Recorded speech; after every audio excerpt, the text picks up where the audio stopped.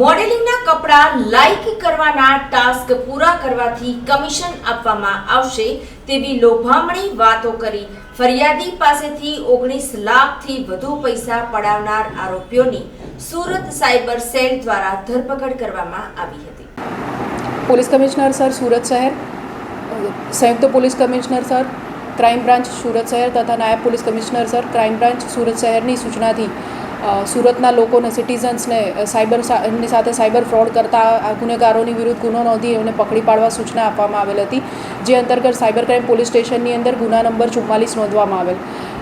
સદર ગુનામાં task fraud ફરિયાદીને આપવામાં આવ્યો હતો, જે અંતર્ગત ફરિયાદી સાથે લગભગ 19 લાખ જેટલી મોટી રકમની છેતરપિંડી આચરવામાં આવી હતી।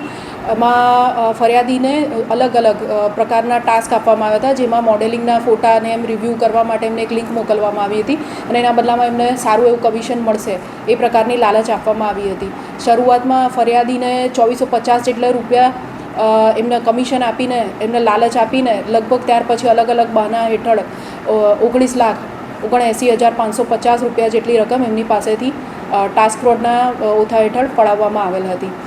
સદર ગુનાની અંદર સુરત સિટી સાયબર સેલ દ્વારા 3 આરોપીઓની ધરપકડ કરવામાં આવી છે।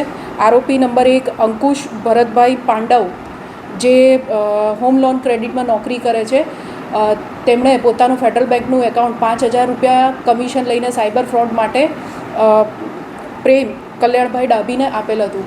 પ્રેમ કલ્યાણભાઈ ડાભીએ આ એકાઉન્ટ ફરી 5,000 રૂપિયાનું કમિશન લઈને આગળના એકાઉન્ટ હેન્ડલર રાજ ગાંધીને આપેલ હતું અને ત્યારબાદ રાજ ગાંધીએ આ એકાઉન્ટ 10,000 રૂપિયા જેટલું કમિશન લઈને મોહમ્મદ શોએબ શેખને આપેલ હતું। મોહમ્મદ શોએબ શેખ અને રાજ ગાંધી બંને આરોપીઓ અગાઉ આ જ પોલીસ સ્ટેશનની અંદર 20 નંબરના સાયબર ક્રાઇમનો જે ગુનો નોંધાયેલો છે એની અંદર પણ અગાઉ તેઓની ધરપકડ કરવામાં આવેલી છે। સદર ગુનાની અંદર અલગ અલગ એકાઉન્ટમાં ફરિયાદીશ્રીના લગભગ 10 લાખ જેટલી રકમ ફ્રીઝ કરવામાં આવેલ છે।